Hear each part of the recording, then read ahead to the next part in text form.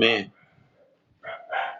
ચલો આને આમ પણ લખી શકાય એ ભાગ્યા 100 કરી દો ને તમે તો 0.96 પણ કહેવાય હો 96 ન્યૂટન ઇન્ટુ મીટર આ ટોર્ક બરાબર ચલો આમાં કોઈ કન્ફ્યુઝન હોય તો મને કહી દો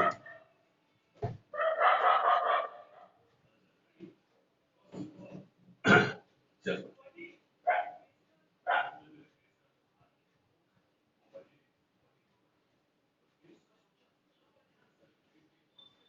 ચલો એના પછી અહીંયા આગળ 10મો દાખલો જુઓ બે ચલિત ગુચરાવાળા એટલે 2 ગેલેનોમીટર આપેલા છે એક M1 આપેલું છે અને એક બીજો M2 તમને આપેલું છે M1 માટે તમને અવરોધ R1 આપેલો છે 10 ઓહ્મ N1 ગુચરાની સંખ્યા આપેલી છે 30 આટાની સંખ્યા E1 એટલે ક્ષેત્રફળ તમને 3.6 × 10⁻⁻ કેટલા આપેલા છે 3 મીટર સ્ક્વેર અને B1 એ આપેલું છે આપણને 0.25 ટેસ્લા બરાબર હવે એ જ રીતે આ બાજુ M2 માટે R2 તમને અવરોધ આપેલો છે 14 ઓહ્મ વત્તા N2 એટલે આટાની સંખ્યા આપેલી છે 42 ચલો E2 તમને આપેલો છે એટલે ક્ષેત્રફળ આ નું ક્ષેત્રફળ તમને આપ્યું છે 1.8 × 10⁻² મીટર સ્ક્વેર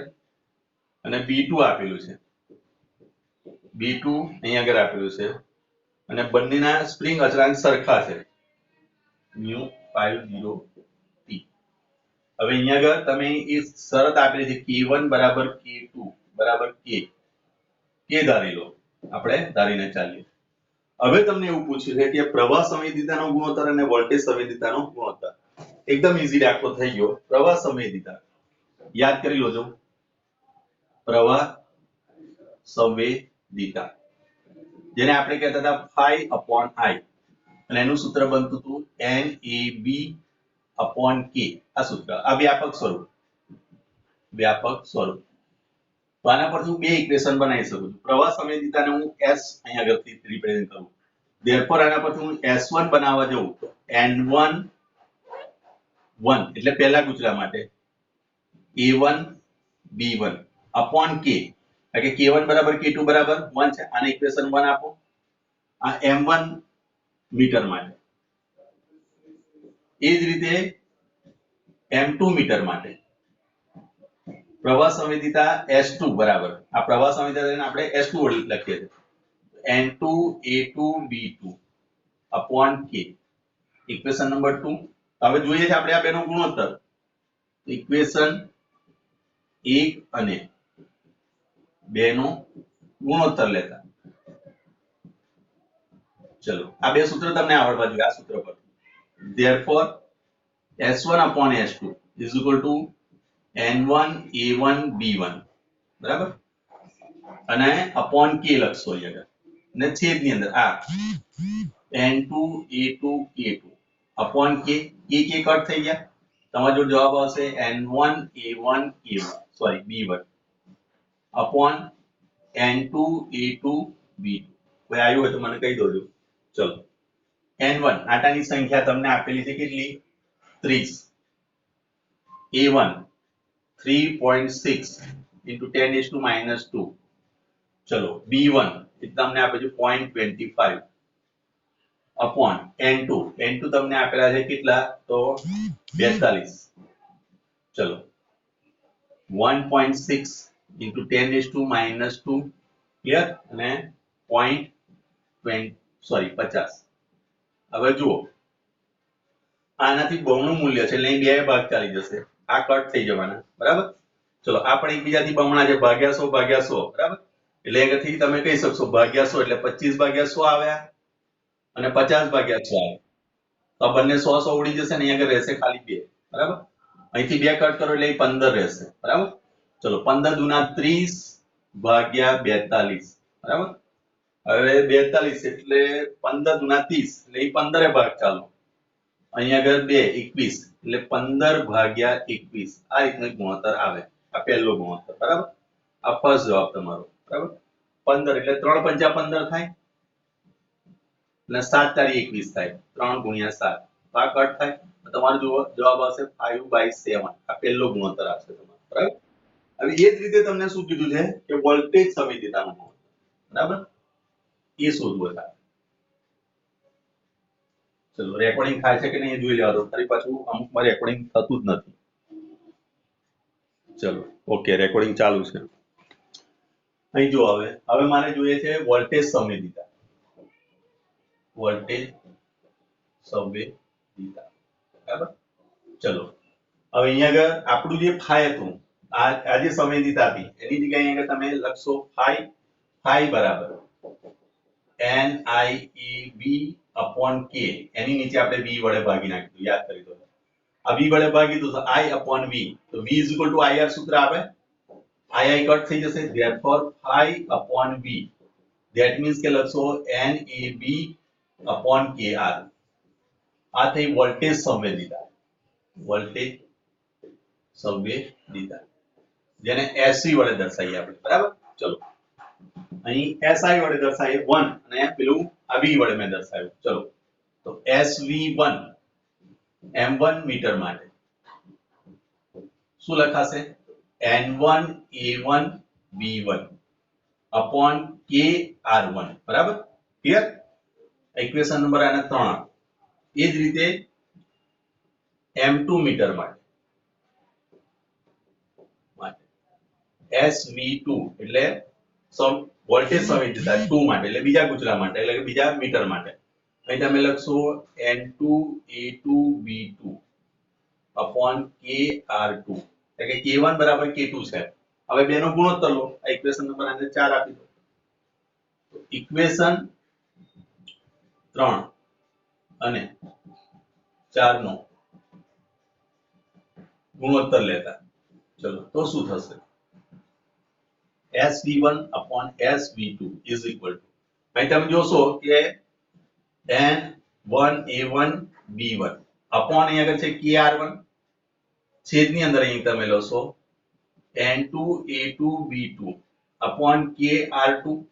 K કટ થઈ જશે, આ R2 આની જોડે જતો રહેશે ઉપર, છેદનો છેદ અંશમાં જાય તો અહીં લખશો તમે R2 N1 A1 B1 upon અહીં આગળ આવી જશે R1 N2 A2 B2, બરાબર. આ વેલ્યુ પુટ કરો. ચલો R2 ની વેલ્યુ પહેલું લેવાની છે. R2 બરાબર તમારી જોડે છે 14. ચલો N1 બરાબર તમને આપેલા છે કેટલા? 30. A1 બરાબર છે 3.6 into 10⁻², બરાબર. -2 છે ને, -3 એ -3 તો -3 છે બંને સાઈડો. -3 ઉડાડી દીધા છે મેં, પણ 2 લઈને ઉડાડી દીધા છે. 3 આવશે. -3 into B1 બરાબર તમારી જોડે છે 0.25, બરાબર, 0.25 upon R1 બરાબર તમારી જોડે વેલ્યુ છે 10. N1 બરાબર N2 બરાબર તમારી જોડે આપેલા છે 14, બરાબર. 14 નહીં 42 છે. 42. E2 બરાબર તમને આપેલો છે 1.8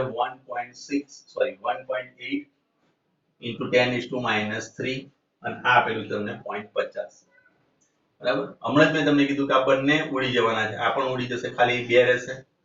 અહીંયા આગળથી જોઈ શકો કે 1 મિનિટ કટ કરી નાખો અને આ બેનો ગુણોત્તર લોશો એટલે અહીંયા આગળ છેદમાં ખાલી બે રહેશે, બરાબર. આ બે અહીંયા આગળથી કટ કરી દો તમે, અહીંયા આગળ તો બે કટ થઈ ગયા, બરાબર.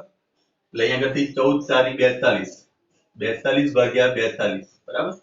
42 14 × 42 થશે ને, 3 ચોક 12 2 વધી તેની 1 3 1 3 3 1 4 42, બરોબર. 42 ભાગ્યા 42 એટલે આનો જવાબ આવે છે 1, બરાબર. જોઈ લો આ રીતના એનો ગુણોત્તર આવે છે.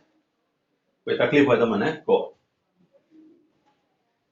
ચલો છે કોઈ કન્ફ્યુઝન? આ દાખલો બી તમને પૂછી શકે છે, બરાબર.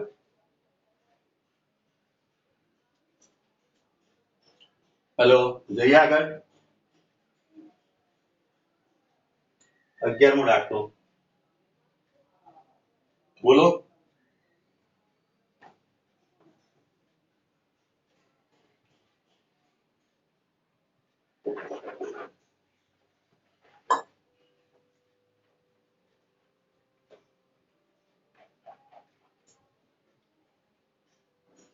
છે કોઈ કન્ફ્યુઝન? ક્રિસ, કોમલ, જીયા? कोई कन्फ्यूजन છે આમાં? હે? ઓકે ચાલો.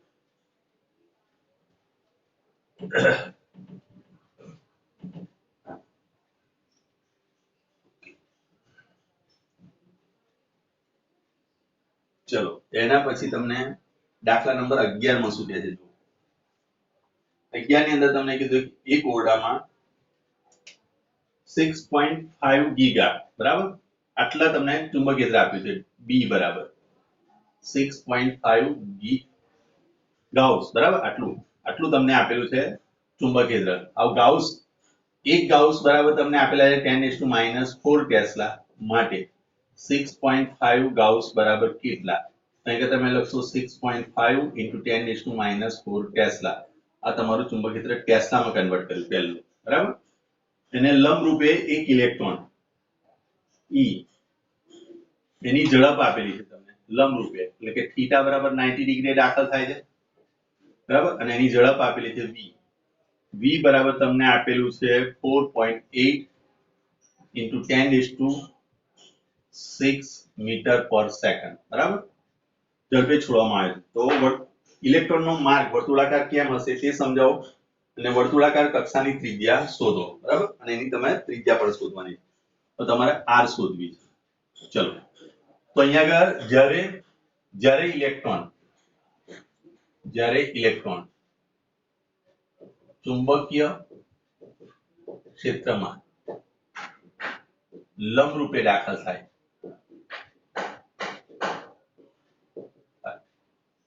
ત્યારે તેનો વેગ અથવા તો ઝડપ બદલાતી નથી પરંતુ દરેક ક્ષણે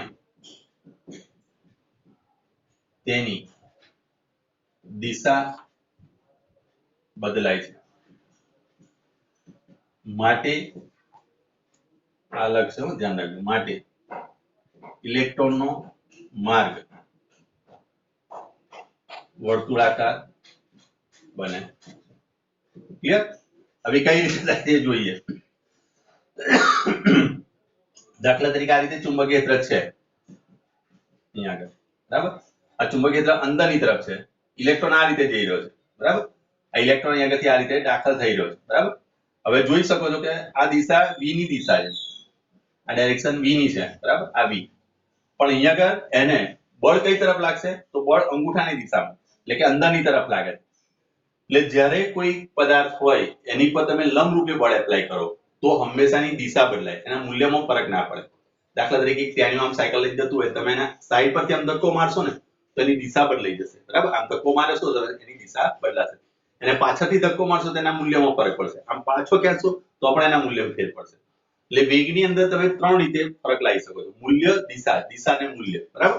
અહીંયા આગળ ખૂણો તમને આપેલો છે 90 ડિગ્રી 90 ડિગ્રી આપેલો છે ત્યારે હંમેશા એનો માર્ગ શું થશે અહીંયા આગળથી વર્તુળાકાર બની જાય બરાબર અને વર્તુળાકાર બને તો હંમેશા યાદ રાખો કેન્દ્રગામી બળ ઉત્પન્ન થાય બરાબર. તો અહીંયા આગળ તમે કહી શકશો કે અહીંયા આગળ F = Q V × B સૂત્ર મુજબ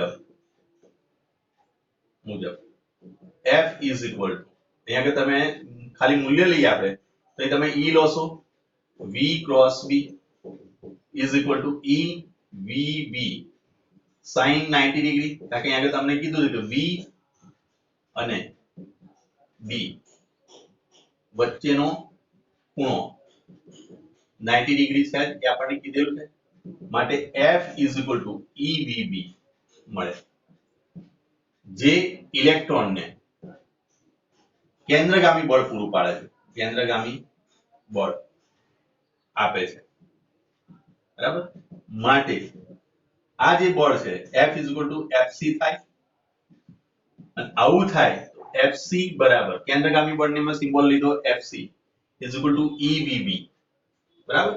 હવે FC નું સૂત્ર તમને ખબર છે કે mv² / r લખાય r એની ત્રિજ્યા થઈ આ જે વર્તુળાકાર માર્ગે જશે એની ત્રિજ્યા r થાય ત્યારે તમે લખશો EVB તો એક v અહીંયાથી કટ થઈ જશે r ને તમે કરતા બનાવતો mv/EB. ચલો m ઇલેક્ટ્રોનનું દળ, તો ઇલેક્ટ્રોનનું દળ છે 9.1 10⁻31. v તમને આપેલી છે ઝડપ, કેટલી આપેલી છે 6, ઝડપ આપી છે 4.8 × 10⁶ upon e, તો 1.6 10⁻19 અને b તમને આપ્યું છે 6.5 × 10⁻4 ટેસ્લા. ક્લિયર? ચલો બધું સાઈડ પર લઈએ. 9.1 × 4.8 ભાગ્યા 16 ને 65 ગુણ્યા આ 31 છે, આ 6 છે એટલે 6 એટલે તમે 5 5 એટલે 25 રહેશે ઉપર -25. આ 4 આની જોડે ઉમેરશો એટલે આ 23 ઘાત થશે. 23 ઘાત ઉપર જાય એટલે પ્લસ થઈ જશે, બરાબર? એટલે +23. ચલો આ બંનેના એક એક મીંડા 10 10 વડે ભાગી નાખે એટલે 16 તારી 48 થશે ને. 16 દુના 32, 6 તારી 18 8, 16 તારી 48 એટલે અહીં 3 આવશે. હવે આનું કેલ્ક્યુલેશન આપણે કરીએ. હવે આનો જે જવાબ આવશે એ લખાશે 10⁻². ચલો તો અહીંયા આગળ થશે 9.1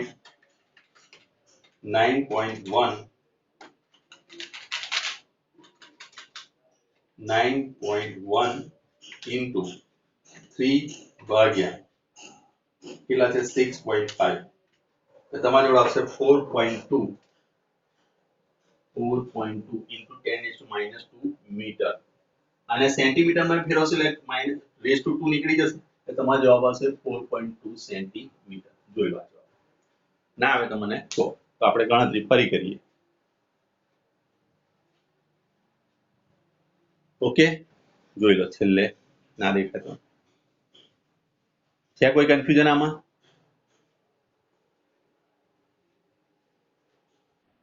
માર્ગ એટલા માટે જશે કારણ કે લંબ રૂપે લાગે છે બળ. લંબ રૂપે લાગે એટલે અહીંયાથી આ રીતે ઇલેક્ટ્રોન જતો હોય તો ઇલેક્ટ્રોન પર આ રીતે બળ લાગે, કેન્દ્ર તરફ બળ લાગશે. અને કેન્દ્ર તરફ બળ લાગે જ્યારે જ્યારે કેન્દ્ર તરફ લાગે એટલે કેન્દ્રગામી બળ આવે.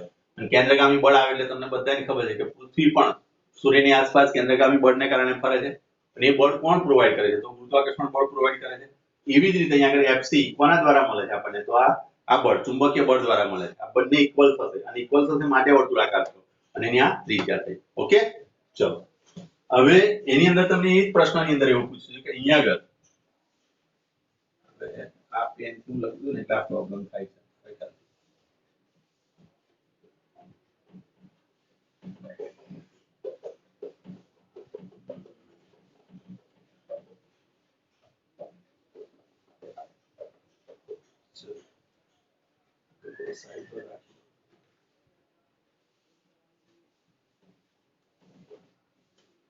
હવે શું કીધું છે એની અંદર આપણને એવું કહે છે કે આ દાખલામાં 4.11 માં વર્તુળાકાર કક્ષાની ત્રિજ્યામાં ભ્રમણની આવૃત્તિ શોધો. શું ઇલેક્ટ્રોનની ઝડપ પર આધાર રાખે છે તે પણ સમજાવો. આ આપણી જોડે સૂત્ર છેલ્લે શું આવ્યું કે mv = આને કરતા બનાવીએ એટલે mv m EV થશે, બરાબર? આ સૂત્ર આપણી જોડે થયું. હવે v = r ઓમેગા, એક આ સૂત્ર આપણી જોડે હતું, યાદ કરી લો 11મા ધોરણનું. તો અહીંયા આપણે મૂકીએ mr ઓમેગા = ERB. r અહીંયા આગળથી કટ થઈ જાય. ઓમેગા બરાબર તમે લખશો 2π μ = EB. તો અહીંયા તમે જોઈ શકો કે μ જે છે EB/2πm, જે શું બતાવે? જે ત્રિજ્યા પર આધારિત નથી, ત્રિજ્યા પર તથા વેગ પર કે ઝડપ પર આધારિત નથી, ઝડપથી સ્વતંત્ર છે. અને આનો જ ઉપયોગ કરીને સાયક્લોટ્રોન આપણે બનાવ્યો છે, આ પ્રોપર્ટીનો ઉપયોગ કરીને, બરાબર? આ કિંમત આપણે શોધી છે તો જુઓ E તો 1.6 10⁻19 અને અહીંયા આગળ તમારી જોડે એનું ચુંબકીય આપ્યું હતું 6.5 10⁻4. ગાઉસમાં આપ્યું હતું એને ટેસ્લામાં ફેરવ્યું આપણે 2π 3.14 અને m બરાબર 9.1 10⁻31. ચલો 1.6 અચળાંક બધા એક બાજુ લઈ લો એટલે અપૂર્ણાંક વાળા 2 × 3.14 × 9.1 ઇન્ટુ અહીંયા આગળ જુઓ આ 23 ઘાત થશે ઉપર -10⁻23 ઘાત અને +31. +31 એટલે 23 ને પેલી 7 ને 8 વધશે. અહીંયા આગળ તમે લખશો 10:8 બરાબર. હવે આનો જવાબ લઈએ આપણે. ચલો આનો જવાબ આવશે 1.6 ગુણ્યા 6.5 ભાગ્યા 2 ભાગ્યા 3.14 ભાગ્યા 9.1 બરાબર. એટલે અહીંયા આવશે 0.18 પર સેકન્ડ બરાબર. ચલો આ જવાબ તમારો આવવો જોઈએ. જોઈ લઈએ. ચલો જો એને ઓમેગામાં આપેલી હશે તો ચલો હવે અહીંયા આગળ જવાબ આપેલો છે આપણે સેકન્ડ ઇનવર્સ એટલે તમે મેગા હર્ટ્ઝ પર લખી શકો છો અને સેકન્ડ ઇનવર્સ પણ ચાલશે અથવા તમે સેકન્ડ ઇનવર્સ બી લખી શકો છો. આ બેમાંથી ગમે તે લખી શકાય. અહીં આગળ 18 છે એટલે અહીં આગળ હું 2 મિનિટ કાપી લઉં તો અહીં 18 એટલે અહીં 10 ની 6 ઘાત થઈ જશે આટલા હર્ટ્ઝ અને 10 ની 6 ઘાત એટલે તમે લખી શકો છો મેગા હર્ટ્ઝ બરાબર. ક્લિયર. આ રીતે પણ જવાબ લઈ શકો. હર્ટ્ઝ ની જગ્યાએ સેકન્ડ ઇનવર્સ એ ચાલશે. સેકન્ડ ઇનવર્સ બી લખી શકો તમે સેકન્ડ ઇનવર્સ. ઓકે ચલો છે કોઈ કન્ફ્યુઝન આમાં? બોલો. હેલો કોમલ. ચલો તો આ તમારો 12મો દાખલો થયો બરાબર.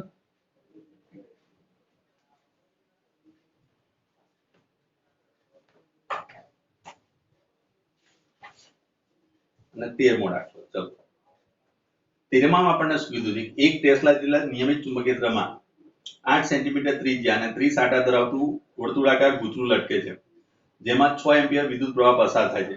ક્ષેત્ર રેખાઓ ગૂંચળાના લંબ સાથે 60 અંશનો કોણ બનાવે છે. તો ગૂંચળાનું આવર્તન ન થાય તે માટે તેના પર લગાડવું પડતું વિરુદ્ધ દિશામાંનું ટોર્કનું મૂલ્ય શોધો. તો સિમ્પલ વસ્તુ, સીધું તમે ટોર્ક શોધી લો. એ ટોર્ક જે આવશે એ જે સ્પ્રિંગ હશે એને વિરોધક ટોર્ક એટલું આપવું પડે. તો સિમ્પલ વસ્તુ છે આ દાખલાની અંદર કે અહીં આપણે ગૂંચળા પર લાગતું ટોર્ક શોધીને તેટલા જ મૂલ્યનું પુનઃસ્થાપક ટોર્ક આપવું પડે બરાબર. ક્લિયર. તો પહેલા પેલું આપણે ટોર્ક શોધીએ. તો ટોર્ક બરાબર યાદ કરી લો. ટોર્ક નું સૂત્ર NIAB sin θ. આ સૂત્ર છે આપણી જોડે. n આટાની સંખ્યા અહીં આપણને આપેલી છે કેટલી? જો આટાની સંખ્યા આપણને આપેલી છે કેટલા આટા છે? 30. ચલો પ્રવાહ આપણને આપેલા છે 6 એમ્પિયર 6.0 એમ્પિયર. ચલો ચુંબકીય ક્ષેત્ર તમને 1.0 ટેસ્લા આપેલું છે અને થીટા તમને આપેલો છે 60 અંશનો. 60 અંશ. બસ બધી કિંમત આમાં મૂકો.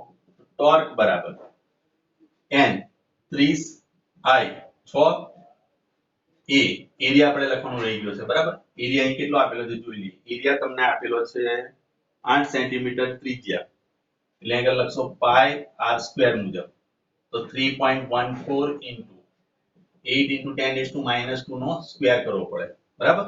તો અહીં લખશો 3.14 ગુણ્યા 64 થશે ગુણ્યા 10⁻⁴ ગુણ્યા 1 into sin કેટલા લખાશે 60 બરાબર. ચલો તો આ 30 નું 1 મિનિટ અહીંયાથી કટ કરો એટલે અહીંયા લખશે તમે 3 ઘાત થઈ ગઈ બરાબર. તો અહીંયા લખશો 3 ગુણ્યા 6 ગુણ્યા 3.14 ગુણ્યા 64 ગુણ્યા 10⁻³ ગુણ્યા લખાશે √3/2. 2 એટલે અહીંયાથી રહેશે 3. 3 તારી 9 9 ગુણ્યા 64 ગુણ્યા 3.14 ગુણ્યા √3 ગુણ્યા 10⁻³ ન્યૂટન ઇન્ટુ મીટર. હવે આટલાનો સીધો ગુણાકાર કરવાનો છે. એકદમ સિમ્પલ દાખલો થઈ ગયો. જો 9 ગુણ્યા 64 ગુણ્યા 3.14 ગુણ્યા 3 √ તમારી જોડે આવશે 3132.65 into 10⁻³ newton into metre. 3 metre cut કરો એટલે તમારી જોડે આવશે 3.1 એટલું લખશો તોય ચાલશે 3.1 ન્યૂટન ઇન્ટુ મીટર. આ જે ટોર્ક આવ્યું એનું વિરુદ્ધ દિશામાં તમે આટલું ટોર્ક આપો, બરાબર, આટલા જ મૂલ્યનું મેં તમને કીધું આટલું તમે પુનઃસ્થાપક બળ આપો તો સ્વાભાવિક વસ્તુ છે કે સંતુલન સ્થપાય, બરાબર. તો આ પુનઃસ્થાપક ટોર્ક તમારે કેટલું આપવું પડે? 3.1 ન્યૂટન ઇન્ટુ મીટર, બરાબર. આ એનો એ પાર્ટ છે, જોઈ લો.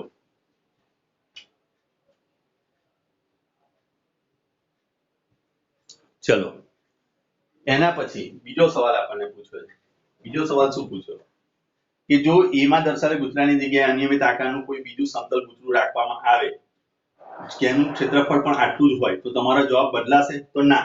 અહીંયા આગળ તમે જોઈ શકો કે એ બધું જ પરિમાણ એના સરખા છે, એના આકાર પર આધારિત નથી, બરાબર. ક્ષેત્રફળ ને બધું સરખું છે, એનો જવાબ આવશે તમારા જોડે ના. આટલો જ જવાબ તમારા જોડે, આટલું તમારે પુનઃસ્થાપક ટોર્ક આપવું પડે, બરાબર. ક્લિયર? બોલો, કોઈ કન્ફ્યુઝન હોય તો મને કહો. છે કોઈ કન્ફ્યુઝન આમાં? હેલો, ઓકે, ચલો. તો આ સાથે તમારું એક ચેપ્ટર નંબર 4 સ્વાધ્યાય ને બધું જ થિયરી સાથે પૂરું થાય છે, બરાબર. અને પરીક્ષા માટે તમને બધાને બેસ્ટ ઓફ લક. સારી રીતે તૈયારી કરો. હજુ તમારી જોડે સમય છે, બરાબર. અને સમય તમારે જોઈતો હોય તો હું તમને આજે આપું છું સમય. આજે હું તમને વહેલા થોડી ચિંતા ના કરશો, પણ એ પહેલા અહીંયા આગળ કોઈ પણ જગ્યાએ તમને લાગતો હોય ડાઉટ હોય તો તમે મને પૂછી શકો છો, બરાબર. ચલો, તૈયારી તમે એ રીતે કરજો. 1 માર્કના પ્રશ્નો ખાસ જોઈ લેજો. આપેલા જ હોય છે બધાને મોટા ભાગે, બરાબર. છતાંય કોઈ જગ્યાએ લાગે તમને તો તમે મને પ્રશ્ન પૂછી શકો છો, બરાબર. ચલો, બીજું કે આજે હું ચેપ્ટર નંબર 5મું જસ્ટ સ્ટાર્ટ કરું છું. એનો મતલબ એ થયો કે મારું 6થું ચાલે છે, એવો મતલબ 5મું ચાલે છે. એટલે 5-10 મિનિટ થોડી શાંતિ રાખીને થોડુંક સમજવાનો પ્રયત્ન કરજો, બરાબર.